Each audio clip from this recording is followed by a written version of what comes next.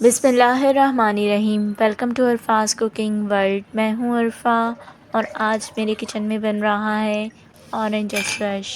Oranges का season जाने वाला है और रमज़ान आने वाला है, तो क्यों ना आप रमज़ान के लिए ऑरेंज स्क्वैश बना के स्टोर कर लें। इफ्तार में सबके यहाँ कुछ ना कुछ ठंडा तो बनता ही है, तो क्यों ना इस बार रमज़ान में ऑरेंज स्क्वैश बनाएं। शुरू करते हैं इस दुआ के साथ, या रब वो सब्र अता कर दे जिसके बाद कभी हौसला ना टूटे।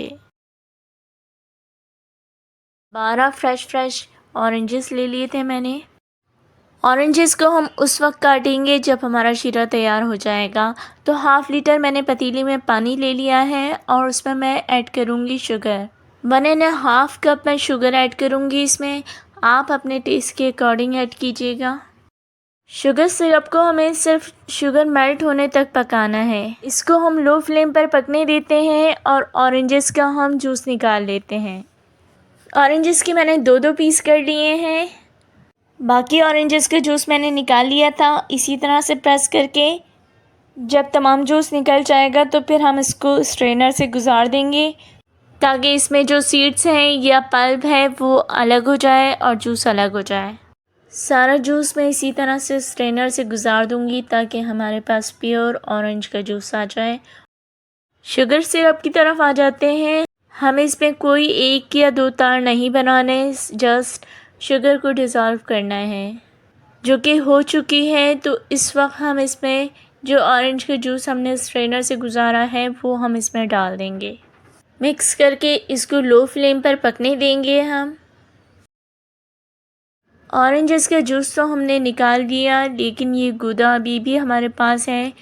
ये गूदा वही है जो हमने ऑरेंजेस से निकाला था। इसको भी हम ज़ाया नहीं करेंगे, ये हमारे स्क्वैश को गाढ़ापन देगा।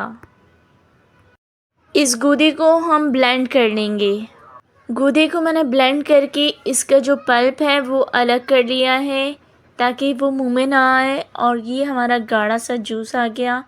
इसको भी हम इस पतीली में ही शामिल कर देंगे। मिक्स कर लेंगे और फिर लेमन जूस निकालेंगे। 2 टेबलस्पून लेमन जूस इसमें जाएगा। लेमन जूस ऐड करने के बाद हाफ़ टी स्पून सॉल्ट भी ऐड करूँगी। ये दोनों चीज़ें इसके प्रिजर्वेटिव का काम करेंगी। और आपने देखा हमने कोई भी ऐसा केमिकल यूज़ नहीं किया इसमें जो हार्मफुल हो। मिक्स करके इसको 30 मिनट्स के लिए हम लो फ्लेम पर पका लेंगे।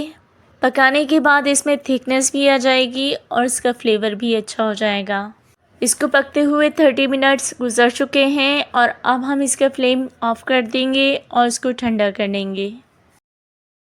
ठंडा करने के बाद हम इसको किसी भी बॉटल में सेव कर लेंगे या जग में डाल लेंगे।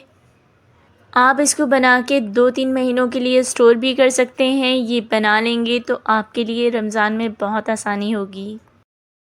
ग्लास में आपने सिर्फ बर्फ़ डाला और ये स्क्वैश डाल देंगे। अगर आपको ज़्यादा मीठा लगे तो आप इसमें पानी ऐड कर सकते हैं। आपका लाइक, सब्सक्राइब और वीडियो शेयर करना हमारे लिए हौसला अफजाई का काम करता है और हमें मज़ीद मेहनत करके अच्छी वीडियोज़ बनाने का जज्बा पैदा होता है।